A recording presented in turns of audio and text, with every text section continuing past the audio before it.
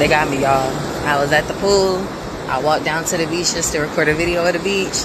It was dudes down there with horses signaling me.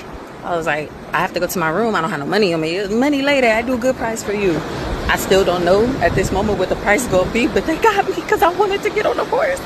I'm down here riding a horse on the beach, wondering how much they about to hit me for it. Oh my God. Okay, so I just walked back to my room to get my money. I was on that horse, it felt like forever. He let me ride that horse all the way to the end of the beach and back. And he got some good photos, some good videos. He was working for that check, okay? So I went to my room to get the money. He told me, you know, others, they charge $150. For you, good price, I do $80. Which to me, that could still be a hustle price. But I don't care. I had fun. It was a long horse ride. He was nice. The photos are fire. I'm a post them for y'all in a minute. And he was like, you bring me Coke?